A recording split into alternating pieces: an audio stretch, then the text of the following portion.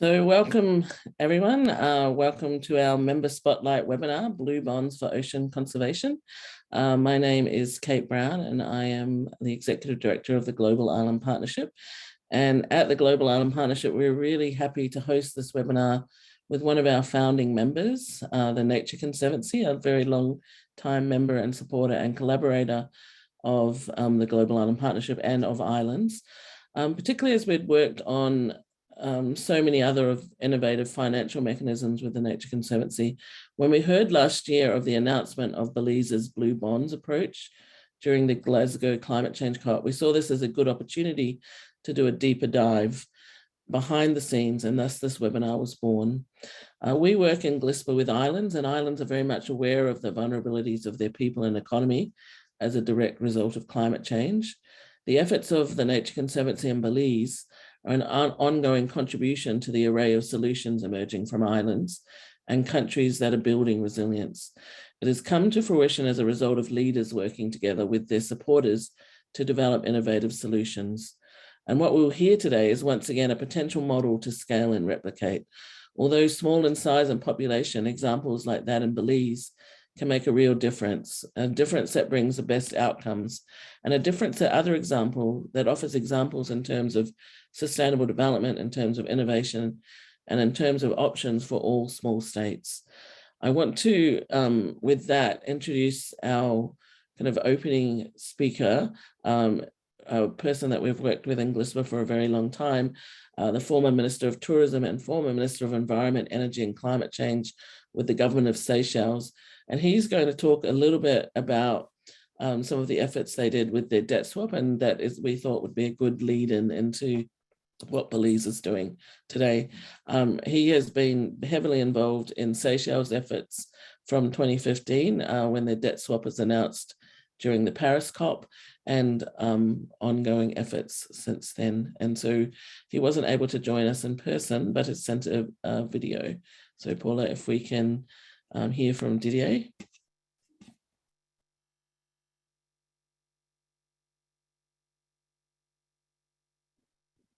Good morning, good afternoon, and good evening, everybody. It is a pleasure to join you this today for us to discuss innovative financing for small island states. I would like, first of all, to thank GLISPA for inviting me to participate in this event and to share with you the experience of Seychelles. Seychelles, as a small island state, faced the same problem that most small island state does as far as financing is concerned, especially when you qualify as a middle income country. Suddenly the financing from the overseas development assistance tends to disappear, grant disappear, and also if you need financing for you to do conservation work, or also for you to adapt to climate change, it's quite difficult. And back in 2013, when the world was preparing for the Rio +20 summit, Seychelles was also asking itself, what are other opportunities for it to raise financing, for it to invest in renewable, and for it to invest in climate change adaptation, and also for it to invest in the blue economy. And there were, at that time, very limited opportunities. So Seychelles decided to consider innovative financing. And at Rio +20 and at the GLISPA event, Seychelles made a commitment that it would be prepared to protect 30% of its EEZ if it could raise $2 million a year. And that would be through innovative financing, and in particular, the debt swap. And Seychelles went into partnership with the TNC, the Nature Conservation, and together we negotiated with the Paris Club a debt swap to the value of $22.6 million. That was concluded in 2015, and we were able to announce it at the COP in Paris. But having done that, we found out that the money was not enough because we were targeting a much larger amount of money. So we decided then to start working on the Blue Bond, which was the second innovative financing mechanism that Seychelles worked on. And with the Blue Bond, we worked together with the World Bank, and Jeff also contributed towards it. And we were able to raise 15 million US dollars, which was in addition to the 22.6 million that could be invested in, first of all, climate change adaptation, in conservation, but also in the blue economy, because at that time Seychelles was also exploring intensely into venturing into the blue economy and adopting it as the vehicle for its next development pathway. So together, between those two innovative financing mechanisms, Seychelles was able to mobilize quite a lot of money that Seychelles could use for investing in redesigning its development pathway, but also in finding money to invest in climate change adaptation and mitigation, and also in conservation. And today we are very happy that there are a number of other countries that are exploring such mechanisms for them to invest in these areas. Now, if we want to touch on which are the main important ingredients for success, the first one is there must be political will. You must have a government that is supportive and also that does promote such innovative financing. If the government does not believe in innovative financing, they do not believe in the blue economy, they don't believe in climate change mitigation and adaptation, and also supporting livelihood in the coastal areas and in marine, then definitely this will not succeed. So the example of Seychelles is we had 3 consecutive administrations that did believe in that kind of innovative financing. That's why it worked, because it was not done within one day. It was done over 6 years to get all that in place and get them implemented. And secondly, you need to have the national partners, be it government, be it civil society, community, um, and also the private partners. They all need to come on board and they need to work together. So there must be agreement between the different partners, and there must be this realization that this is the pathway that we need to go forward. Without the necessary support coming from the different groups or components of society, then there won't be much progress that will be made. So so everybody must be able, and that's why you need to have consultative and participatory process whereby everybody is brought together and everybody has got to sit at the table and they can participate in the process so that they do understand what is being done and they have an opportunity for them to contribute towards the process. So then you get buy-in, and definitely then everybody is prepared to work towards the common goal.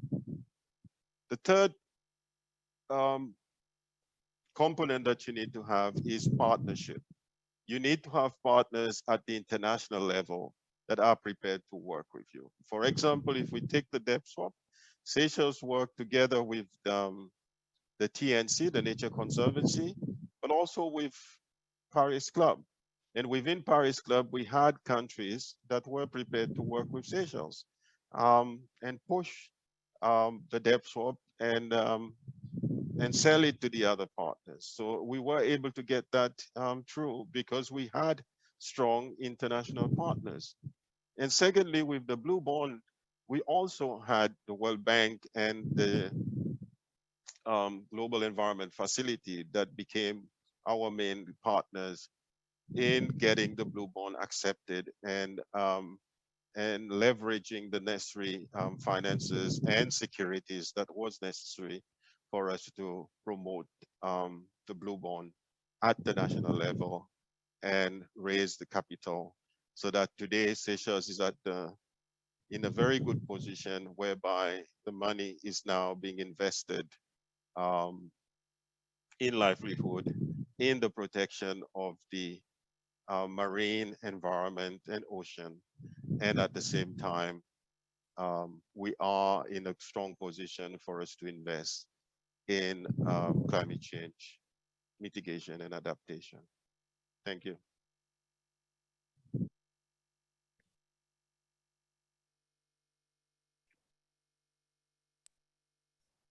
Thank you to Didier for that really insightful look. And now we'll pass over to Andreas, who's going to introduce the panel, and we're going to hear a little bit more about Belize's experience building on some of these other experiences from other places. Over to you, Andreas. Thanks so much, Kate, and thank you so much to GLISPA for hosting us today, and for everyone who's on the line for joining us and listening in. I want to echo Kate's thanks to Mr. Dogley as well for giving those opening remarks and for his role in really championing ocean health in the Seychelles. The Nature Conservancy is very appreciative of the strength of collaboration that we've enjoyed with the Seychelles government in terms of protecting the ocean and providing livelihoods and a safe future for citizens in the Seychelles. My name is Andreas Hansen. I'm a senior policy advisor for conservation finance here at the Nature Conservancy. And as you might have gathered by now, I'm not Melissa Garvey, who was initially supposed to introduce this session. Her connection, unfortunately, was very bad just before this call. So she sends her sincere apologies for not being able to host, but also wanted to let you know that she'll be at the Our Ocean conference in April, and if you're there too, she'd be delighted to connect with you to discuss any of what's in this presentation further. Today, I'm joined by 3 colleagues from the Nature Conservancy: Kevin Bender, who is Director for Sustainable Debt; Julie Robinson, who is our Belize Program Director; and Alana Godoy, who is our Belize Conservation Coordinator. And together, we are really hoping to give you all an insight into the Nature Conservancy's Blue Bonds strategy, in part through the case study of Belize, and give you all a good idea of how this strategy works and where it can work. Before we get into the detail of that, I want to set the scene a little bit by telling you a bit about the Nature Conservancy and a bit about why we're really focusing on protecting the ocean. So the Nature Conservancy, or TNC, began a long while ago in 1951 with one land conservation project in New York. And since then, we've grown quite a lot. We're now in 72 countries across the world. And within 58 of those, we are doing projects, doing work to protect the ocean. In our work, we focus on priorities that our science shows us are the most urgent, and where we know that our innovation and our expertise and skill sets can really help us conserve the land and the waters on which all life depends. As I've said, all life depends on healthy oceans, and you probably all know that, but I think it's just worth reminding ourselves of some striking facts. The ocean accounts for 90% of habitable space on Earth. It produces 50% of all of the oxygen that we breathe, and it provides food and livelihoods for 3 million people globally. Unfortunately, as we know, the ocean is under threat. Only around 8% of the ocean is protected, and a third of monitored fisheries are overfished. We've also lost around a third of our mangroves and 50% of all of our coral reefs. So we know that these trends need to be turned around, and we need to turn them around with new urgency and new solutions. And this is where the Blue Bond strategy comes in. We know that across the world, debt burdens are growing, and that's compounded by the ongoing COVID-19 health pandemic, and that it can seem like marine conservation is simply a luxury that leaders at the moment cannot afford when their citizens are lacking essentials like food and clean water. But this is a challenge that the Blue Bond strategy is addressing head on by seeking to unlock funding for conservation commitments in support of government's commitments to protect 30% of their ocean. And to do that, the strategy uses a suite of sustainable debt strategies, including debt forgiveness, debt restructuring, new debt issuances, or a combination of all of those things to create sustainable financing flows for conservation. We also help construct a conservation fund that will help disperse those funds, and we provide assistance in terms of a stakeholder-driven and inclusive marine spatial planning process to ensure that the marine protection is well planned, is equitable, and is fair. The goal for all of this work is to drive $1.6 billion in support of ocean conservation and to protect 4 million square kilometers of ocean. So that's the context. And for the rest of this presentation, this webinar, I want to bring in some experts that were at the very heart of the deal that was struck in Belize and secured some big conservation gains there. And we'll be hearing about their experiences with that work and the lessons they've learned from it. And here I want to start with Julie to maybe tell us a little bit more about the context and the shape of the deal that you were able to agree. Can you tell us a little bit more about that? Over to you, Julie. Sure, thanks, Andreas.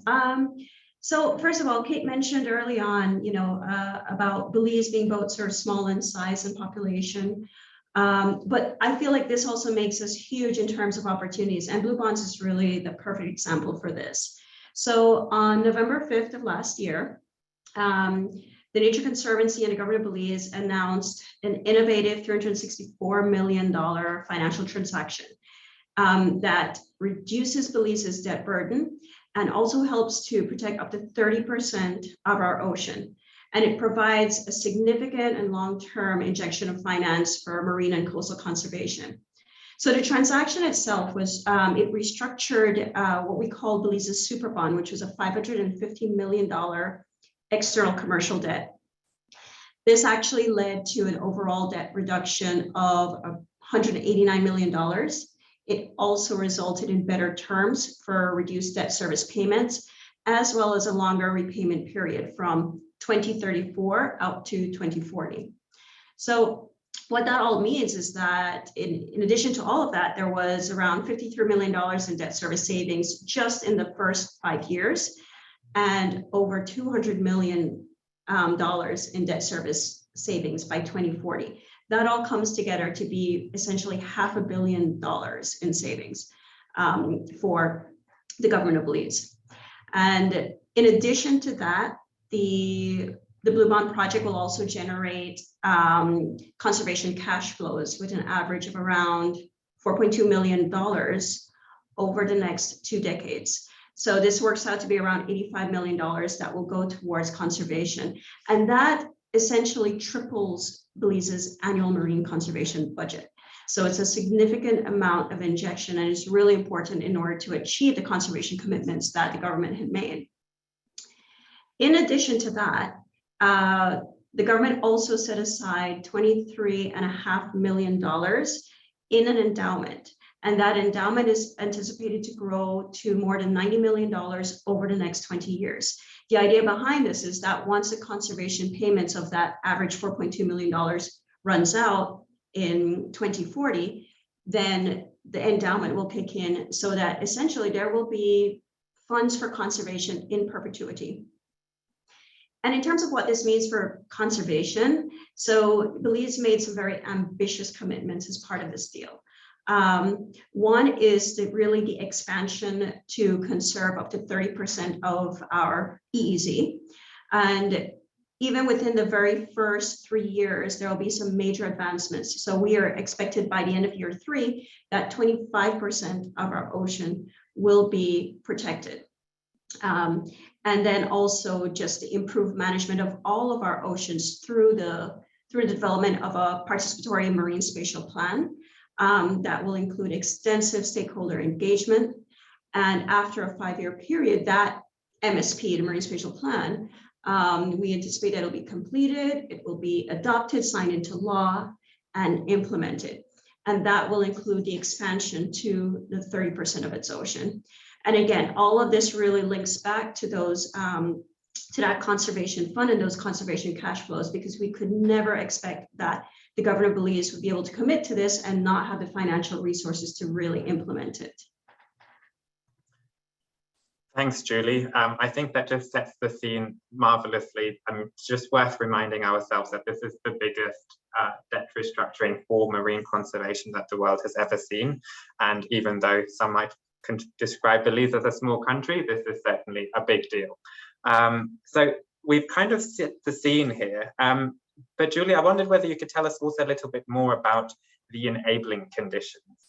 What was the conservation opportunity, and why did a Blue Bonds project appear to fit with the conditions that were on the ground in Belize?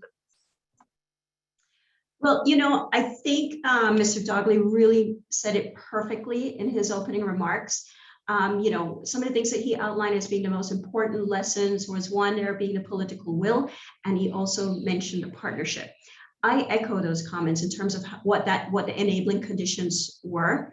So first of all, so you understand, TNC actually has a 30-year history in Belize, and that history is based on strong partnerships. It's partnerships with government, with non-government, communities, private sector, and that is really the basis of all of our work here.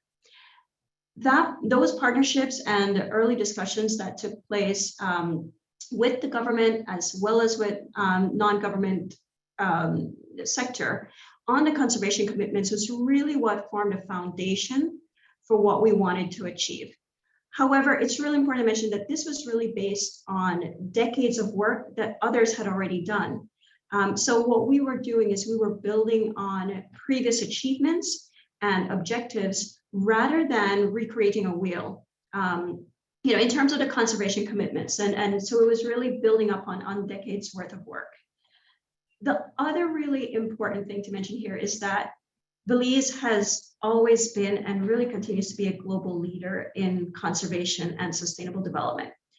The country at the moment has 40% of its forests protected. That is significant, and I think you don't find that anywhere else. And now, in addition to that, they've committed to protecting 30% of the oceans. So Belize has always been very progressive in the sustainable use of our resources. So this deal really just provided the government yet with another opportunity to set an example for the world to follow. It was really a no-brainer for government. And then finally, there were some other things, and it had a lot to do with timing. First of all, this super bond, this $553 million debt had been sitting over Belize, on Belize's shoulder for over a decade. It had been restructured 4 times already. Belize was struggling to make payments, and even more so, the discussion started in June of 2020. We were in the midst of a pandemic.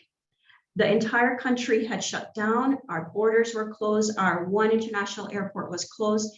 Tourism, which represents 40% of our GDP, had essentially come to a halt. We were essentially at the start of an economic crisis. So the timing of approaching the government when they had already been unable to make payments, and then in addition having this pandemic, just made it sort of a perfect storm or perfect enabling environment that meant that there was absolutely the political will and the desire to do this and do this as quickly as possible. So I think those were sort of the main things that really kind of captured the government in ensuring that we were going to do this together. Great, thank you so much. I think it's always just so important to understand the historical context and what makes success happen, really. And with that, I really want to move on to Kevin, who was also at the heart of negotiations, and particularly negotiations of the financial aspects of the deal. And Kevin, I wondered whether you could talk a little bit more about the financial opportunity at hand here. Sure. Thank you, Andreas, and thank you everyone for attending and inviting us here today. The financial opportunity comes from, as many of the countries involved in this webinar can understand, is the high cost of running a small island developing state, and particularly the COVID effect of what happened to tourism, as Julie mentioned, but tourism being such a large component of the economy. That, coupled with the fact that Belize was already had restructured the debt, as Julie mentioned a couple times, and that they were currently in the process of capitalizing the interest, meaning they weren't paying the debt on the super bond, drove the price very far down in the market. When we really started working on this deal, the Belize debt was trading roughly between 38 and 40 cents on the dollar, which is a deep discount. Now, as most of you probably know, that you can't take advantage of that as the sovereign yourself, because the cost of what your borrowing would be to buy that debt out of the market would be too high of an interest rate, and it would mathematically all just disappear, and then there would be transaction costs. So TNC, because of this opportunity, and because, as Julie mentioned, the long history of the long relationship between TNC and the government of Belize, and the third thing was Belize's strong commitment to conservation and getting the conservation done. I want to stress that, because this does not work without that. This isn't just a magical financial mathematics. This is, commitment and will, and we're supporting people to achieve their goals. So because that debt was trading at such a low price and a high discount, that allowed us to go to the Development Finance Corporation of the United States of America and talk to them about giving us an insurance policy on the debt, on a loan that we would make to the government of Belize to finance them to purchase the debt from the market. And there was a whole long negotiating process of that, which we were somewhat involved in, but not mainly. And the debt ended up being agreed to be purchased at roughly 55 cents on the dollar.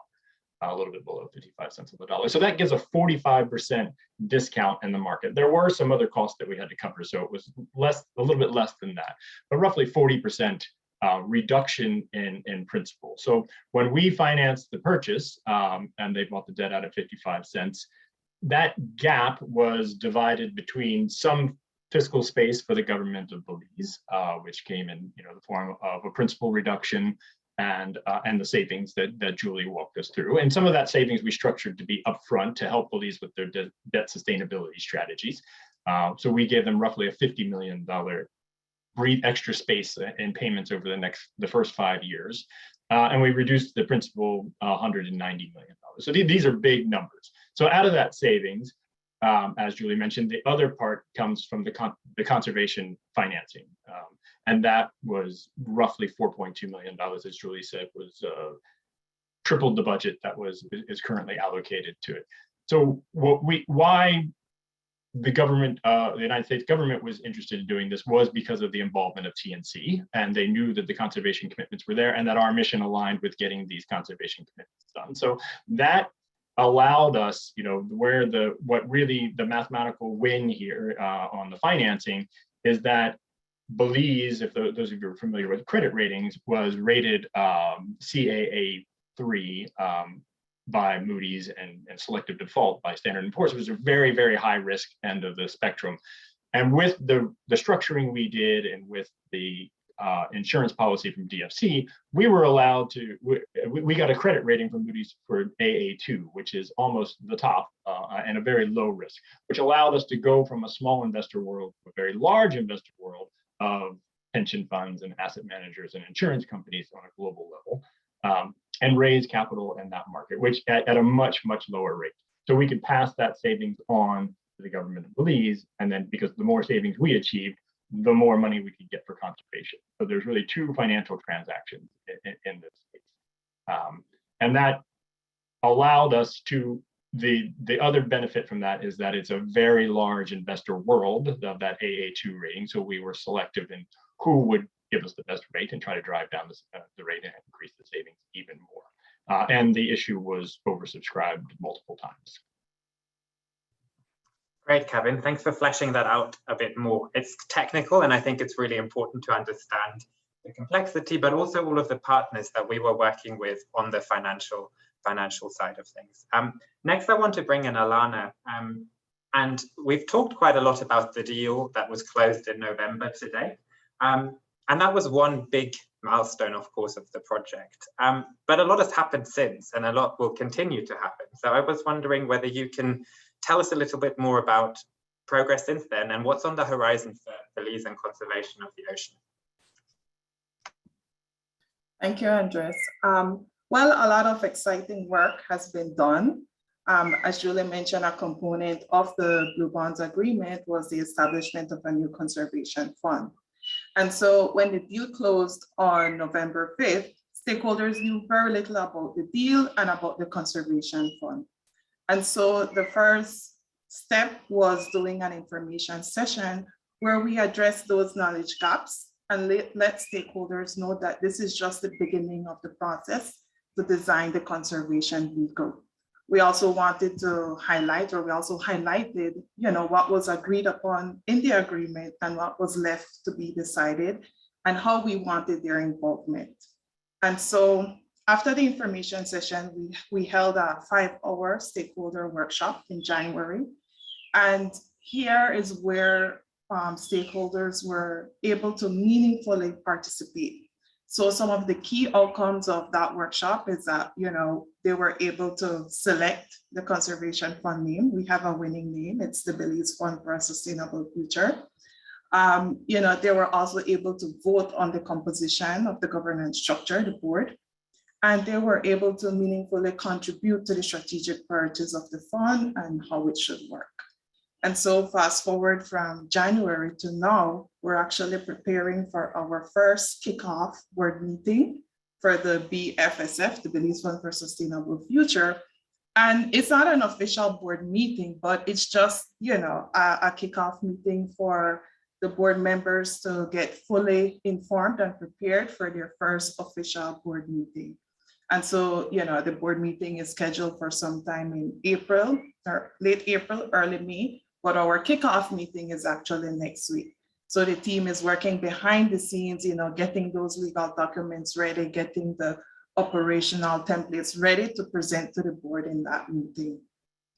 And so, ultimately the end goal for the conservation fund is for it to be fully operational within 12 months. 12 months, after signing. So, there's not a lot of time left, but it's also, it doesn't feel like a rushed process because we have been doing the one-on-one engagements. We have been meeting with stakeholders. And so the idea is that once this fund is established, it will then become an independent entity, and then it will no longer need so much guidance and hand-holding from us. So we're looking forward to that. I also want to emphasize that the Conservation Fund is a funding vehicle not only for the Blue Bonds funding, but it's also, a vehicle for other sources of funding. So I just wanted to put that in there. And then giving some update on the government side, in January, they announced the establishment of a Blue Bonds unit within the Office of the Prime Minister. And that unit is responsible for the coordination and collaboration of all the implementing agencies and ministries to deliver those Blue Bonds milestones that were in the agreement. And so, interestingly, the unit has an oversight committee, and that committee is comprised of representatives from the Ministry of Finance, the Ministry of Blue Economy, the Ministry of Sustainable Development, the Ministry of Natural Resources, the Attorney General Office, and the Financial Secretary. And so this group of people, or this body, represents one of the most powerful bodies within the government. And they're tasked with ensuring that all conservation and financial commitments are met in a timely fashion. And I also want to share that the first two milestones were, they're on track for finalizing those first two milestones by May. And so another thing to add and tie in the Blue Bonds unit and the Conservation Fund is that the Blue Bonds unit is also charged with designing a project finance for permanence to align and complement the Blue Bonds and, to see if that can be merged with the Conservation Fund. So work is in progress on that. And then lastly, on the MSP, Julie mentioned that within 5 years, we're supposed to have a marine spatial plan developed. Well, where we're at today is that we're in the pre-planning phase. And so we're coordinating very closely with the Blue Bonds unit in preparation for that launch, which is scheduled by the end of the year. So in a nutshell, that's what all we've been doing. We're very excited about it. And we're looking forward to achieving those key milestones and targets by the end of the year. Thanks. Thanks, Alana. I think this just goes to show what a long-term project this is, and also the importance of putting all of this in place to ensure the sustainability and longevity of all of this. And I think just looking at some questions that have already been submitted, that will come back to some of this and the future of the program and the types of projects that will be implemented through the Conservation Fund later on in the session today. I wanted to just close our quick discussion on Belize with maybe one quick lessons learned, one reflection from each of you briefly. And I wondered whether we could start with Kevin. If you have one thing that you wanted to share in terms of having learned something during that deal, what would it be?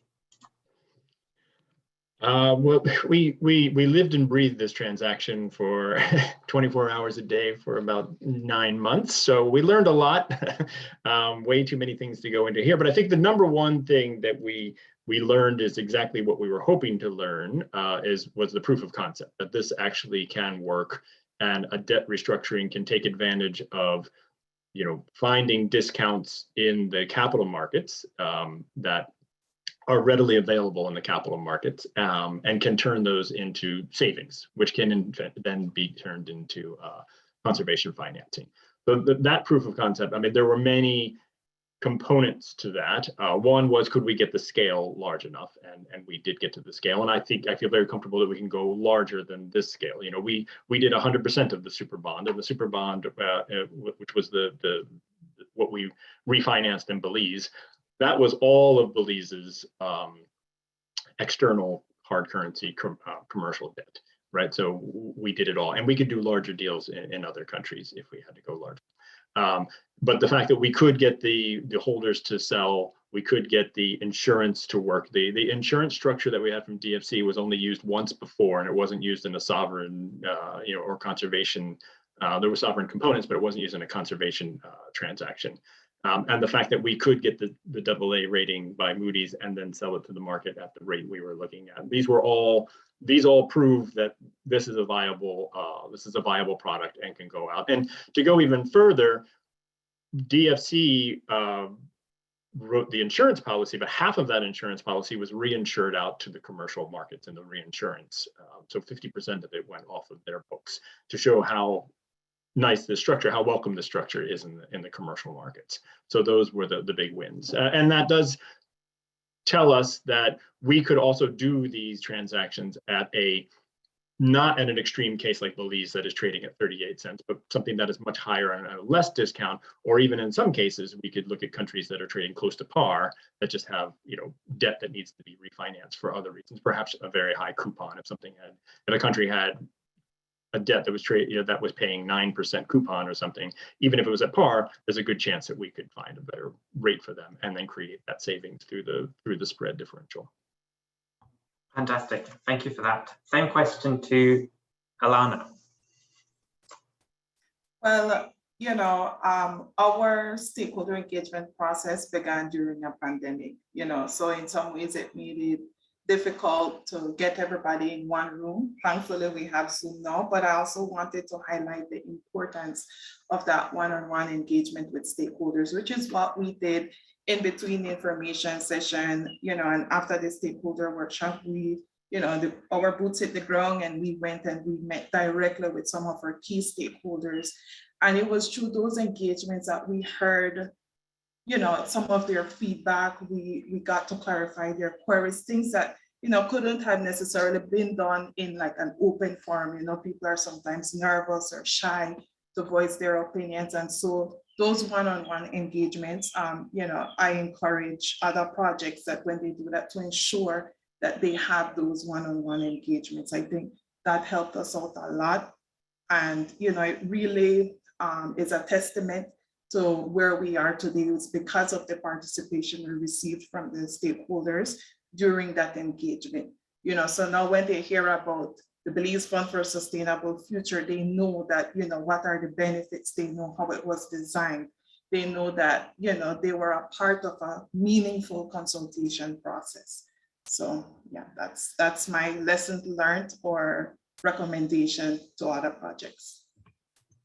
Thanks, Alana. I think that's such an important insight. Truly inclusive stakeholder processes aren't just big meetings, they also are creating the safe and smaller spaces for people to voice their views and feedback. And finally, over to Julie. What's your big lesson learned? My big lesson is that nothing happens before it's time. And early failures are really a critical pathway to success. Few people realize that TNC actually started discussions with the Belize government back in 2010 on a debt restructure for marine climate adaptation. We negotiated that for 4 years before we threw in the towel. At the end of those 4 years, we learned a lot, we improved the model, and then that was successfully landed in the Seychelles. There were also lessons to be learned from the Seychelles deal as well. So again, we iterated, we improved, and we brought it back to Belize in 2020. It was then larger, it was better, and finally we had a model that was successful in Belize. So I guess for me, the lesson here is that iterations are important, and while negotiations take time, this is a really important period for learning and improving. So if it doesn't work the first time, don't get discouraged. Thanks, Julie. I think we all need to hear that sometimes. Keep trying. And at the end, maybe there is a $500 million deal. For my part, one last lesson that I would throw in here is that listening to our government partners, we heard that we really needed more details and data on the costs and benefits of ocean conservation. And often that can take many months and thousands of dollars to get an external analyst to do that. So something that we have learned is that we need to be able to assist with that. So we've, in response to that feedback, pioneered a framework that models the costs and benefits of marine protection, like establishment costs, management costs, costs of lost revenue. And that model that we're currently building models information for over 65 islands and coastal countries. And that will really help us better choose the right financial mechanism if we know both the cost and the benefits of protecting the ocean. That's kind of the close for our Belize side of things. I want to close this whole section before we go into Q&A, and I've already seen some coming, some excellent questions, by just broadening this out again slightly. So Belize, of course, is a recent example of how the Blue Bond strategy can be scaled up. But we're also deploying the strategy in customized ways across the globe where there are enabling conditions that make that possible. And we're able to customize that by using a portfolio of mechanism, which includes debt restructuring, which is what we did in Belize, but also new debt issuances or debt forgiveness, often known as debt swaps, or even a combination of those three mechanisms. So there's a range of different ways that can suit different contexts. With that being said, and I think the panel and Mr. Dogley have all emphasized this, there is still a set of enabling conditions that is really important to have in place for these solutions to work. We need ambitious and gritty governments that are committed to ocean conservation and see through these long processes of setting up the deal and then delivering on it. We also need a market interested in the financial solution. And as Kevin has highlighted, from our experience, there is interest in these solutions. They have been oversubscribed. And then finally, and this goes to what Alana was talking about, it's incredibly important to have local partners that can take ownership of this and benefit from the deal so that this survives in the long run and continues to deliver benefits to communities and people in the places where these projects are being delivered. So with that, we'll close off the kind of presentation side of things and go into the Q&A. I know that some of you have already posted your questions, but please, if you do have them, use the Q&A function at the bottom of your bar. It's next to the chat to post your question, and we will try to get to as many of them as possible. But if we can't answer all of them, we'll seek to get back to you in writing. So I know that one question that came in while we were talking was a question from Morgan on the role of donors in the project in Belize. And I wondered whether Julie could say a little bit more about it. Sure. So as Kevin mentioned earlier, we were living and breathing this deal for 18 months. We had a team of well over a dozen people spread all across the world working on this. So in terms of how TNC donors impact these conservation efforts, providing support to enable for us to be able to do this work and to cover all of that, the negotiations, the development, the design and the back and forth, that's a big part of it. But another part of it is really, as we go forward, is to, as TNC, we will be facilitating and providing capacity building for the government of Belize and other partners to be able to develop the marine spatial plan and to be able to implement the marine spatial plan. So that is on our part, on TNC's part, to be able to provide that support. So our donors are helping us to achieve those objectives as well. And then also, just to mention, beyond the support directly to TNC, also one of the things that Alana mentioned when she was talking about a conservation fund is that this is a vehicle not just for conservation flows from the Blue Bonds deal, but it's a vehicle for additional funding. So donors could actually go directly to that conservation fund. There could be impact investment or other opportunities there. And she mentioned the PFP, for example. So I think that first and foremost, certainly supporting TNC's work and our facilitation role and capacity building role, but also beyond that as well. Thanks so much, Julie. The next two questions are both about the Conservation Fund or the outcomes of it. So I'll group them together from Jennifer and Camila. And I think this will probably be a combination of Julie and Alana. So could you talk a little bit more, Jennifer asks, about what this means for conservation and livelihoods on the ground or in the ocean in Belize? What types of needs do you see in the future for the conservation organizations on the ground? And then the kind of tag-on question from Camila is, was the new Conservation Trust Fund created for the deal, or is it using PACT? So maybe we start with the short and easy one first, and Alana could tell us a little bit more about that, and then Julie and Alana together can answer some of the future projects we see in the pipeline. Right, no, thank you for that question. So a component of the deal was for the establishment of a new conservation fund. So, BFSF, Belize Fund for Sustainable Future, is that new conservation fund, and PAC was not used for this deal. If I could just add a little bit to that, as part of the stakeholder engagement, we did have multiple sessions, and we did speak with PACT and the Belize Marine Fund and other funds available. So to make sure that we actually really did need a new conservation fund, because the existing funds really weren't going to meet the criteria. And we took a lot of lessons from the existing funds and made sure that what we were creating in this new fund was going to be one that was going to be more efficient and just better managed.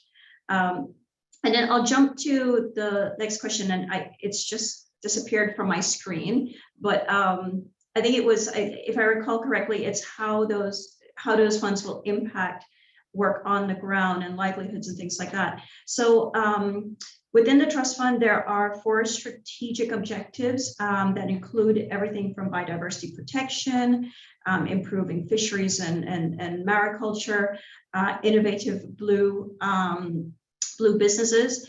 And so a lot of this is really, it's to support the work of our partners. It can be private businesses, it can be fishing associations, it can be conservation NGOs, in moving the conservation needle that aligns with the commitments as part of the Blue Bonds. So it's not prescriptive, it's very broad. So long as we are, and when I say we, I'm talking about the cumulative we, everybody together, working towards the conservation commitments that are within the Blue Bonds deal. That could be livelihoods, it could be an expansion of mariculture activities, it could be an expansion of ecotourism activities. And that is something that will be established and will be reviewed by the Conservation Fund when they send out calls for proposals. Thank you, Julie. I think the next question might also be for you, at least for the question in the context of Belize, and I think we'll bring in Kevin for a general reflection on this. But Joth is asking, what was the period of time for initiating and finalizing the Blue Bond instrument? Is this a typical time frame? So Julie, if you could say a little bit about that in the Belize case, and then Kevin, if you could elaborate kind of more in general, what the type of timeframes we would be likely to look at for other potential deals. Well, for the Belize case, it was an 18-month, just under 18 months. We started discussions in June of 2020, and we closed in November of 2021. But one thing I do want to mention there, we also went through a general elections and a change in administration. So we started discussions in June. By November, we had an entirely new administration and had to pick up back these discussions and essentially close it a year later. Yeah, I would say these transactions do take time, but there were extenuating circumstances that added time to this. We were hoping to close this deal in May initially, and that got extended just because of the negotiations with bondholders and the selling of the price, and that got delayed. So that really extended the deal quite a bit of time. I think we could have done it faster, but that said, we would expect that there's probably always going to be some type of unknown extenuating circumstances in these deals because there's a lot of moving parts, but I think we could shorten that timeline. One of the things that takes, I think, the longer, and Julie can back me up on this or tell me I'm wrong, the conservation commitments are much more timely. The financing is investment banks do financing, DFC does insurance. It's down to a system, but we have to align all of that with the conservation commitments and the conservation, outcome and the CFA cash flows and the like. That is more time consuming than the financial transaction. Thanks, Kevin. I think the next question might also be a two-hander between you and Julie. Karen is asking, what was the level of investment from the partners to achieve this process? And I think upfront, it's worth saying that we worked with a range of partners, many of whom provided pro bono support in recognition of the importance of ocean conservation and wanting to support that work. But Julie, I don't know if you're able to say a little bit more about the type of input and support we had from partners. And Kevin, I don't know if you want to elaborate a little bit more about how the financial mechanism plays into some of that as well. Sure. So in terms of level of investment, well, first of all, our main partner was really the government of Belize. But aside from that, and we've talked a lot about sort of the negotiations going back and forth, there was also just from the NGO community as well in supporting this, particularly as aspects of it were going to the Senate or to Parliament and things that needed to have support, both from the existing administration, but also from civil society and the opposition. So there was a lot of engagement across the table with the government, with the opposition, with the Senate, various civil society.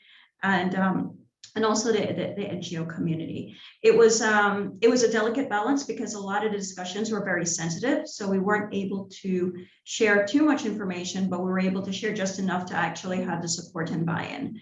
And then that was true for both the financial and the conservation commitment negotiations. On the financial transaction side, there were, costs that were incurred. I would say across the board, all of our partners were very excited to be part of this deal, right? Because there's a huge interest in, particularly in that AA paper world that we were talking about, which is the largest debt component of the debt capital markets. There's a very large interest in doing, ESG related and market friendly things that that help investors with their client base and the like. So there's a big push in doing conservation and climate transactions, and so this checked a lot of boxes for the investors, but also for the arrangers and the insurers and the like. So people were really going out of their way to make sure that they were supporting this and committing the time and getting these transactions done.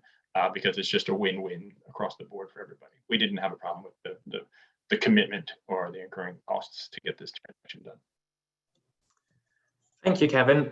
The next question from Sabrina, I think we've probably answered. How has the Blue Bond been of use to ocean conservation, especially tackling ocean acidification? And I think the short answer is the Blue Bond provides a quite substantial funding stream for conservation activity to take place. And as Julie has highlighted, there are specific focus areas under the new conservation fund that will help tackle conservation challenges that also will have climate benefits, both in terms of the mitigation and adaptation space. But if there's kind of a more detailed explanation behind that, please put it in the Q&A.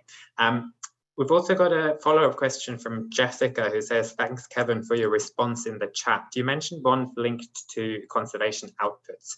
Do you think a rhino bond structure could work in a blue environment? I do. I think it's very early days for that market as well. You're seeing there's kind of a battle going on in the market between making things, what Climate Bonds Initiative is doing is kind of making everything standard and auditable and check it off is one end of the spectrum, and the other end of the spectrum is kind of what we're doing, which is we've come up with these commitments, and then TNC is very hands-on and involved in this transaction and will be involved in this transaction for the entire life of the 20 years. So the market is trying to figure these things out. There's definitely people are looking and investors are asking like how they can get more of these types of products. So it is solvable as long as you can link commitments, to conservation and biodiversity protection. You can put that into a bond structure and link that to the savings or the penalty that goes forward. So I think anything is on the table, and I think there's a lot of Nature Vest ourselves at TNC are open to exploring any opportunities that are out there, but getting the market to move in that direction. So I think it's beyond any shadow of a doubt, it's doable, and there's a lot of interest to explore these things. Thanks, Kevin. Then we have a question from Philip, which I wonder whether Alana could opine on, which is what measures are in place to assure additionality and also to address long-standing problems such as lack of enforcement of fisheries regulations. In the past, government has pointed to a lack of resources as reason for these shortcomings. And the question essentially is, will the fund ensure that the funds now are available to address those problems? Alana, over to you. I think you have some good news. Thank you, Philip. Yes, so we do have funds available through the Conservation Fund to support management, as you rightly mentioned. And so there's what we call a government strategic allocation that the government can apply to and receive funding to help support and deliver on those conservation milestones. Fantastic. Short and sweet and good news. Essentially, yes, this is part of the structure and the deal. Then we have a question from Andre, which is it correct that the agreement between TNC and Belize has financial penalties for non-delivery of commitments? Can you tell us how that works? Kevin, I'm going to hand this one to you. Sure. Yes, that's what I like best about this structure, is there are penalties, and those penalties are bound into a loan agreement that is, cross-defaulted to a loan with bonds behind it. So there's a lot of carrot and stick in this, but the conservation commitments are all time. I mean, Julie can talk about this, or Julie or Alana. It's very complicated as it goes into these deep things, and there are websites on it. But the main conservation commitments are, the protection of the getting to 30%, and the MSP and the like, and all of those are time bound. If they are not met, and TNC on the ground has done a lot of work with the government to understand how they verify that and what that would look like. And the date on that is, if they don't meet those commitments by the date, there's an automatic grace period that is built in of 1 year. So we can start working with them if they miss that and make sure they get it done into the grace period. If they don't, then there is an increase on the conservation funding agreement. And that would be an extra $1 million per year. It doesn't have to mean it's a year. If it's only 1 quarter outstanding, then it doesn't accrue for the year.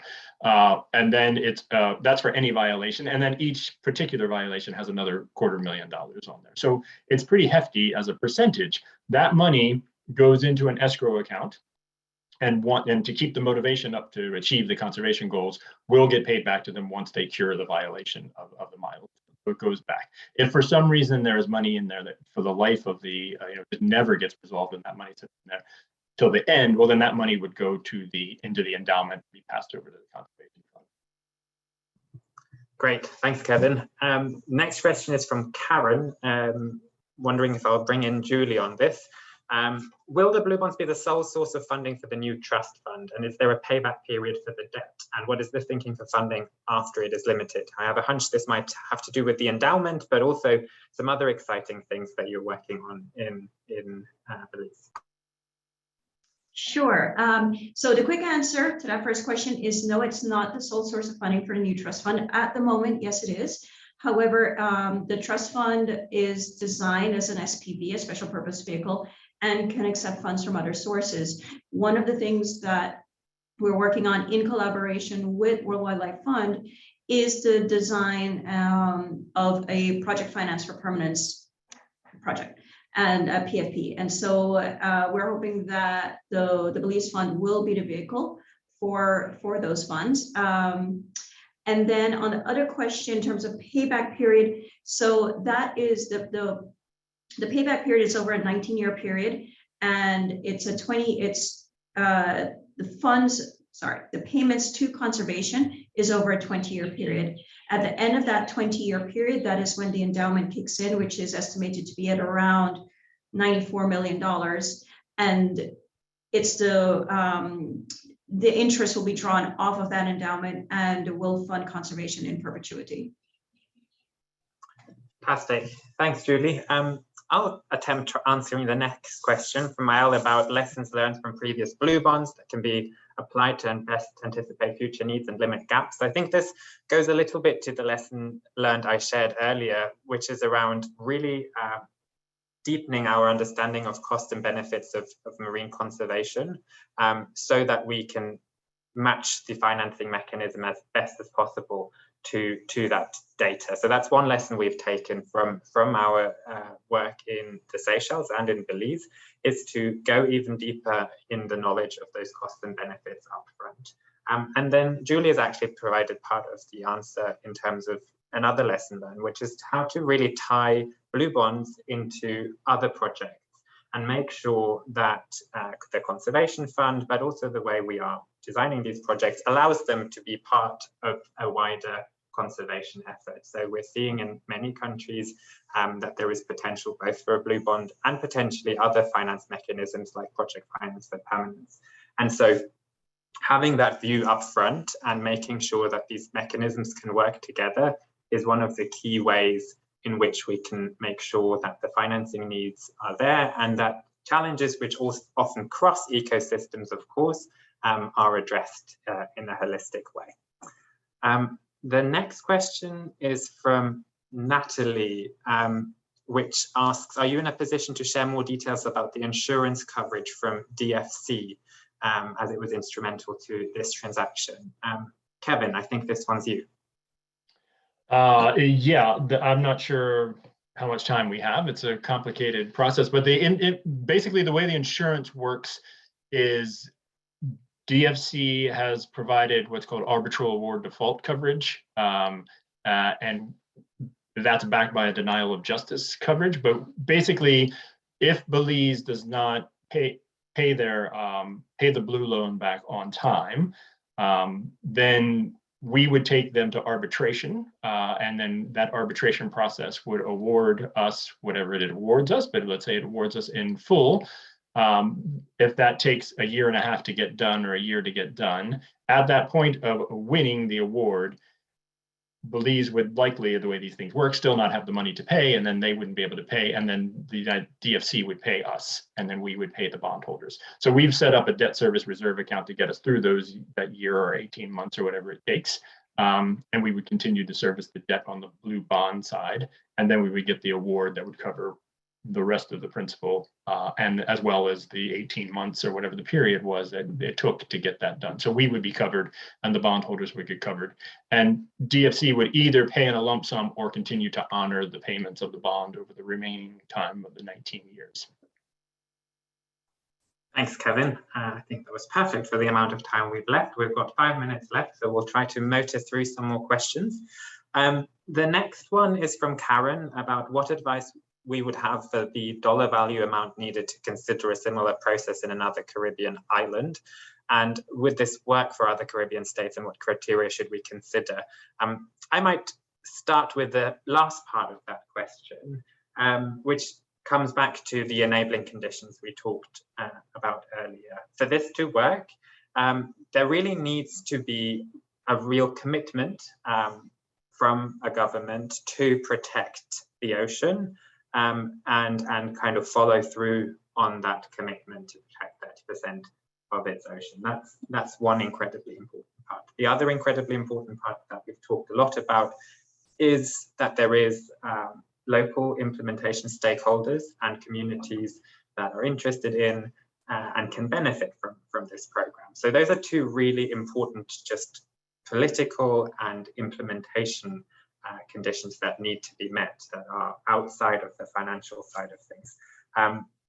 I will hand over to Kevin on the finance side of things, because that's not where my most expertise lies. But you know, in highlighting again that Belize is one way of doing this deal. We are customizing these projects to the specific situations of different countries. That doesn't mean it will work everywhere, but it does mean that the financial structure doesn't need to look exactly like it did in Belize. There are also other ways of making this work. Kevin, can you elaborate a little bit more on that? Sure. Yeah, as I said earlier, we were limited in the size for Belize by really how much debt was out there and the price. We could have gone larger, so we could do larger transactions. Quite often, because we are financing ourselves in the capital markets, larger transactions are easier than smaller transactions. So when you get to really small transactions, they're still doable. It just limits the universe of investors that would come. So I wouldn't really look at the dollar value size as a limiting factor unless you're below $30 million or something on that size.